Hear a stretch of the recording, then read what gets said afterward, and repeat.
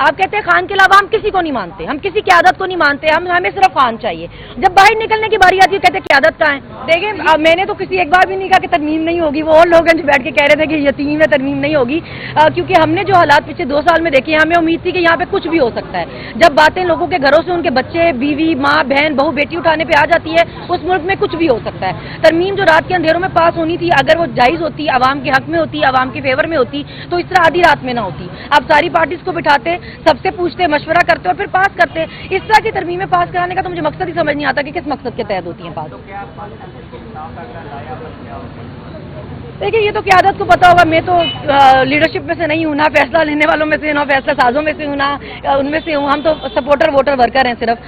تو اس بارے میں مجھے نہیں پتا, لیکن مجھے اصولاً یہ لگتا ہے کہ ابھی یہ ہونا چاہیے کہ جو انہوں نے کرنا تھا وہ تو کر لیا, مفاہمت کا تو کوئی فائدہ نہیں ہوا. دیکھیں بار بار مفاہمت کی کوشش ہوتی رہی اس لیے کہ نقصان زیادہ نہ ہو.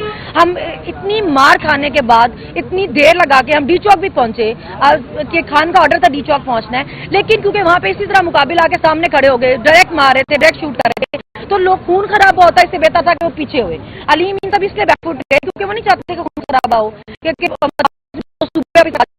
تو ہم نے وعدہ پورا کیا, وہ پہنچے, لیکن اس کے بعد پھر جو ان کو صحیح لگا مفاہمت کی پالیسی انہوں نے رکھی, وہ پیچھے ہو گئے.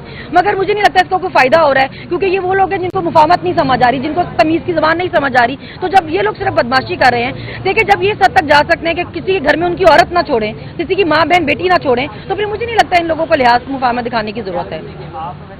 جی کے پی کے کا بھی مسئلہ ہے کہ ان کے ساتھ بھی یہی ہوا کہ وہ ایک اکیلے, ہم ڈی چوک پہنچے, میں گواہ ہوں نا, ہم ڈی چوک پہنچے, لیکن یہ نہیں ہو سکتا کہ ہم کے پی کا بھی پورا رستے کھولتے آئے. مطلب مجھے پتا ہے ایک جگہ پہ ہمیں 16 گھنٹے لگے وہ چیزیں ہٹانے میں. آگے اسلام آباد گئے تو اسلام آباد کے لوگ بھی یہی ایکسپیکٹ کر رہے ہوں کہ کے پی والے ہی آ کے سارے رستے کھولیں گے تو پھر ہم آئیں گے. لاہور جائیں تو لاہور والے ایکسپیکٹ کر رہے ہوں کہ کے پی والے آئیں گے تو سارے رستے کھولیں گے.